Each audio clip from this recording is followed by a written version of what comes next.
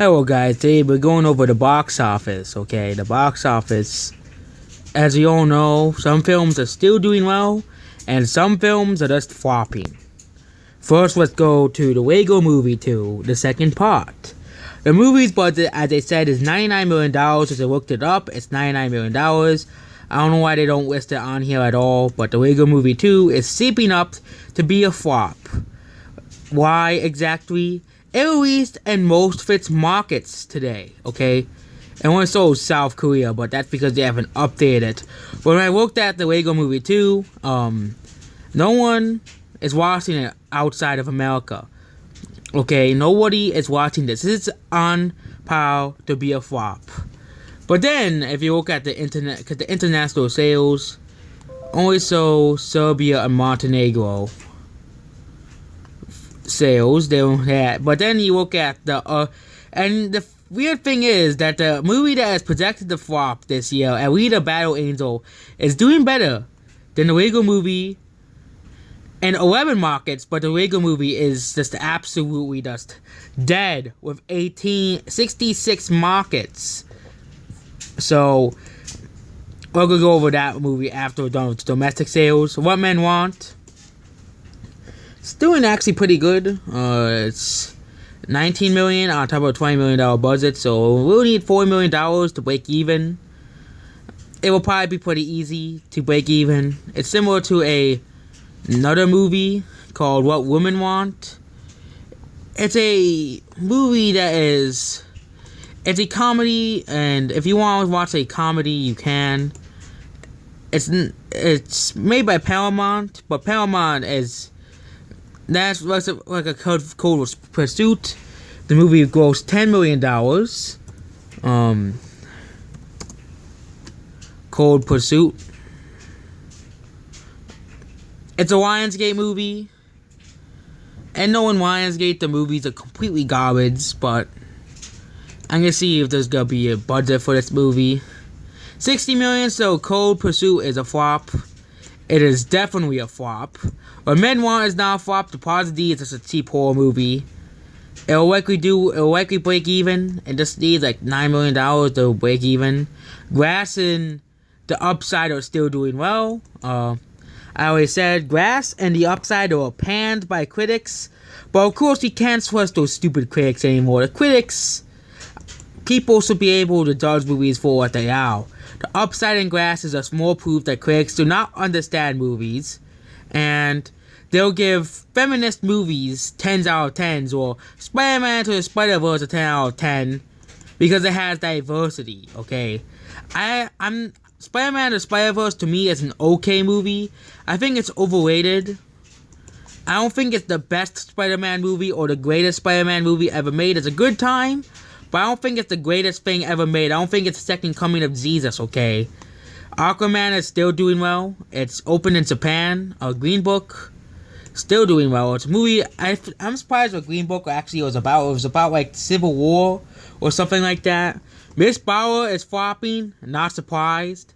Probably because it sounds like an Indian movie. I'm just gonna be honest. It sounds like an Indian movie. But we go Bohemian Rhapsody is still doing well despite being despite DVD and Blu-ray literally being right around the corner. And The Kid Who Would Be King is flopping, of course, because that movie is complete garbage. And A Dog's Way Home is doing okay. But there is one... Okay, so let's look at the 2019 movies. Cold Pursuit is going to be a flop. 2019 movies. They still haven't updated it. Okay, to this. So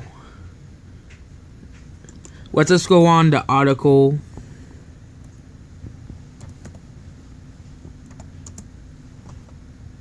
First, if I was a tail of the movie, it would be funny if it was a tail of the movie. But 42 million in Asian countries, I think.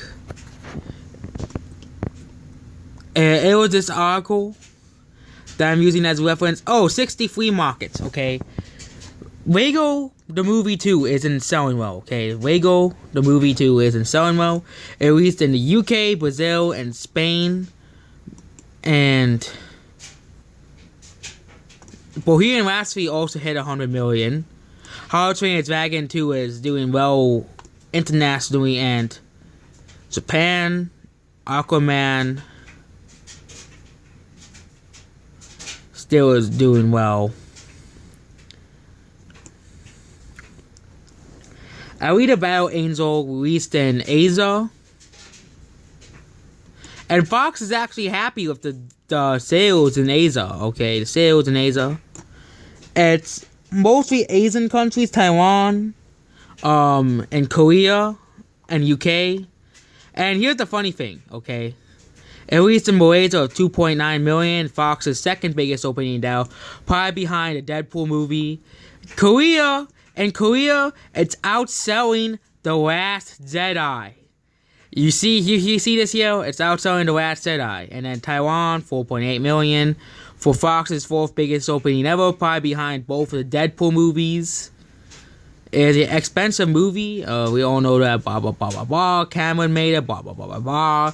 It's also probably behind Avatar, too, because Avatar was a big success worldwide. How to Train Your Dragon: The Hidden World grows 48 million. It's still doing well. And is the number one studio behind Chinese Pix. And there's still 22 markets left.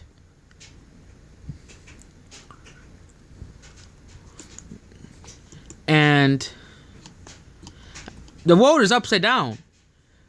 Alita Battle Angel was projected to be one of the biggest flops of the year.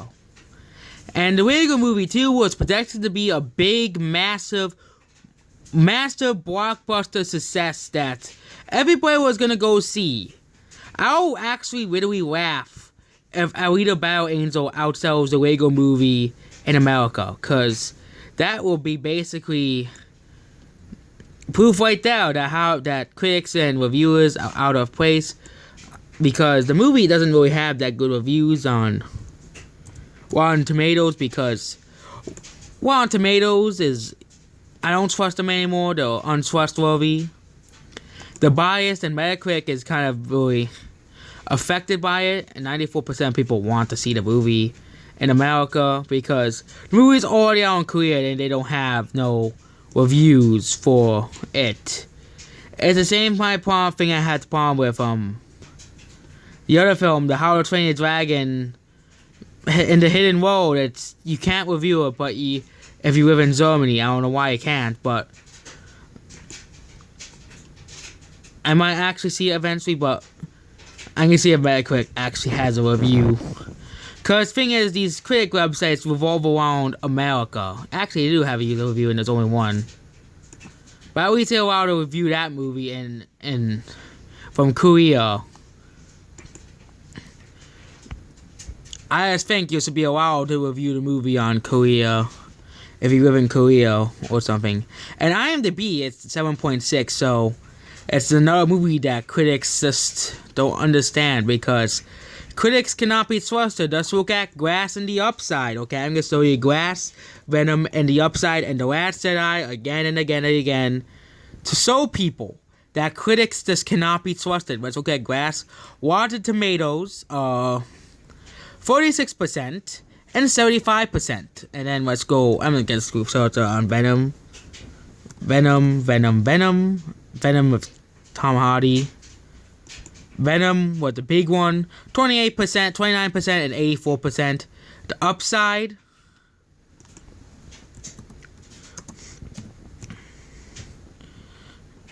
The Upside. The new one with Kevin Hart, 40% and 87%. And then we'll talk about Star Wars, The Last Jedi. The Last Jedi. For 91%, 45%. And then we, of course, have to go to the biggest example of this. Ghostbusters, the all-female one. With Melissa McCarthy in it. 74% and 51%. It's even worse on Metacritic. Or let's go to Battlefield 5. I don't want to bring up a million examples of why I can't trust the critics anymore. Let's just go look at the glance. But people hate that movie anyways. It's made by Illumination. Let's look at Cloverfield Paradox. I'm also getting random movies. This is a Netflix only movie. The movie is probably crappy because they pandered towards Netflix, but...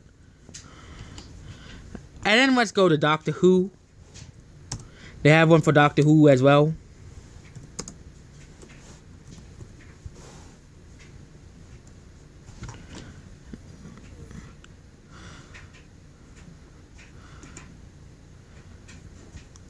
And critics just cannot be trusted anymore, okay? I told you many times.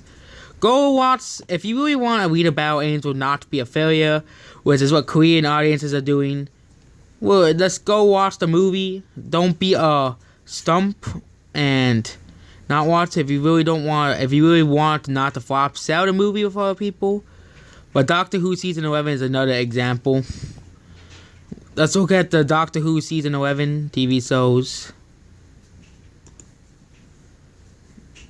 Doctor Who, the new one, Season 11.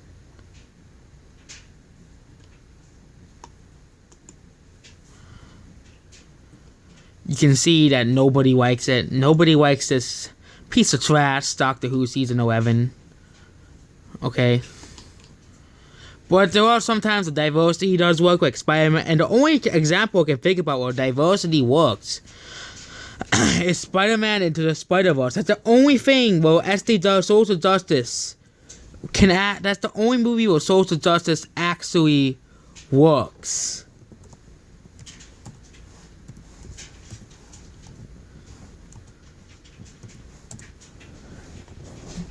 That was it, Spider-Man Into the Spider-Verse. This is the only example I can say where diversity actually works. Okay, this is the only example. Is the Marvel Cinematic Universe and Spider-Man Into the Spider-Verse, which is a movie made to celebrate Spider-Man, okay?